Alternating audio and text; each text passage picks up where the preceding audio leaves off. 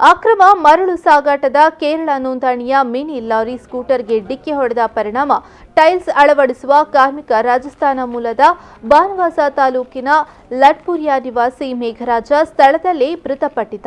ಈ ಘಟನೆಗೆ ಸಂಬಂಧಿಸಿದಂತೆ ದಕ್ಷಿಣ ಕನ್ನಡ ಎಸ್ಪಿ ಲಕ್ಷ್ಮೀ ಪ್ರಸಾದ್, ಡಿವೈಎಸ್ಪಿ ದಿನಕರ ಶೆಟ್ಟಿ, ವೃತ್ತ ನಿರೀಕ್ಷಕ ನಾಗೇಶ್ ಕದ್ರಿ ಸೇರಿದಂತೆ ಪೊಲೀಸ್ ಅಧಿಕಾರಿಗಳ ತಂಡ ಕಡಬಕ್ಕೆ ಮತ್ತು ಘಟನಾ ಸ್ಥಳಕ್ಕೆ ಭೇಟಿ ನೀಡಿ ಮಾಹಿತಿಯನ್ನ ಪಡೆದುಕೊಂಡಿದ್ದಾರೆ. ಕಡಬ ತಾಲೂಕಿನ 102 ನೆಕ್ಕಿಲಾಡಿ ಗ್ರಾಮದ ಬೊಳ್ಳೂರು ದೇವಸ್ಥಾನದ ಬಳಿ ಮಾರ್ಚ್ 1ರಂದು ಮಧ್ಯಾಹ್ನ ಅಪಘಾತ ಸಂಭವಿಸಿತ್ತು.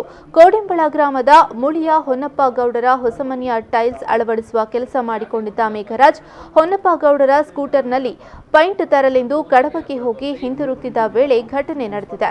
ಅಪಘಾತದ ವೇಳೆ ಲಾರಿಯ ಹಿಂಬದಿಯ ಚಕ್ರ ರಾಜಸ್ಥಾನ್ ಮೂಲದ ಕಾರ್ಮಿಕ ಮೇಘರಾಜ್ ಅವರ ತಲೆಯ ಮೇಲೆ ಹರಿದು ಪೂರ್ತಿ ಛಿದ್ರಗೊಂಡು ಸ್ಥಳದಲ್ಲೇ ಮೇಘರಾಜ್ ಮೃತಪಟ್ಟಿದ್ದಾರೆ.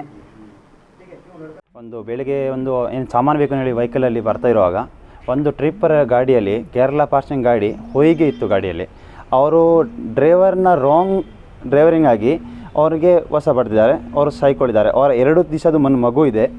ಮತ್ತೊಂದು ಅದರಲ್ಲಿ ಹೊಯ್ಗೆ ಇತ್ತು. ಹೊಯ್ಗೆ ಇರೋಕ್ಕೋಸ್ಕರ ಅವರು ಎಂತ ಮಾಡಿ ಆ್ಯಕ್ಸಿಡೆಂಟ್ ಆದಮೇಲೆ ಗಾಡಿಯನ್ನು 50 ಮೀಟರ್ ದೂರ ಖಾಲಿ ಮೇಲೆ ವಾಪಸ್ ಗಾಡಿ ಅವ್ರು ಯಾವ ರೀತಿ ಬೇಕೋ ಆ ರೀತಿ ಇಟ್ಟಿದ್ದಾರೆ. ಈಗಾಗಲೇ ನಾನು ರಾತ್ರಿ ನಮ್ಮ ಹಾಸ್ಪಿಟ್ಲಲ್ಲಿ ನಾವೆಲ್ಲ ಮಾತಾಡುವಾಗ ಅದರಲ್ಲಿ ಹೊಯ್ಗೆ ಇರಲಿಲ್ಲ ಅಂತ ಹೇಳಿ ನಮ್ಮ ಪೊಲೀಸ್ ಇಲಾಖೆ ಅವರು ಹೇಳಿದರು. ಮತ್ತು ರಾತ್ರಿ ಅವ್ರಿಗೆ 8 ಗಂಟೆಗೆ ಅವ್ರಿಗೆ ತಿಳಿಸಿದೆ ಅದರಲ್ಲಿ ಹೊಯ್ಗೆ ಇತ್ತು, ಹೊಯ್ಗೆ ಮಾಪಿ ಅವರು. ಮತ್ತು ಅಲ್ಲಿ ಅವ್ರು ಜಾಸ್ತಿ ಅಂದರೆ ಹೇಳಿ ಅದು ರಾಜಕೀಯ ವ್ಯವಸ್ಥೆ ನಡೀತಾ ಇದೆ. ನಮ್ಮದು ಏನು ನಡೀತಾ ಇಲ್ಲ. ನಾವು ಕಾರ್ಮಿಕ ಇಲಾಖೆಯವರು, ನಾವು ಕೂಲಿ ಕಳಿಸೋರು. ಯಾವತ್ತು ರಾಜಕೀಯ ಅವರದ್ದು ನಡೆಯೋದು, ನಮ್ಮ ಕೂಲಿ ಕಾರ್ಮಿಕ ಅವ್ರದ್ದು ಯಾವುದು ನಡೀತಾ ಇಲ್ಲ.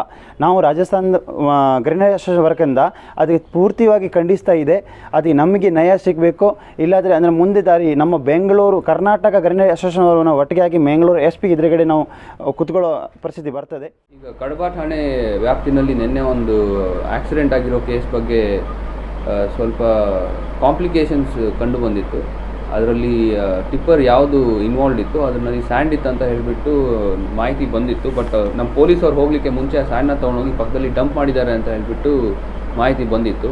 ಸೊ ನಾವೆಲ್ಲ ಎನ್ಕ್ವೈರಿ ಮಾಡಿದ್ದೀವಿ. ಸೊ ಈಗ ಮೇಲ್ನೋಟಕ್ಕೆ ಅಟ್ಲೀಸ್ಟ್ ಅದರಲ್ಲಿ ಸ್ಯಾಂಡ್ ಇದ್ದಂಗೆ ಕಂಡು ಬರ್ತಾ ಇದೆ.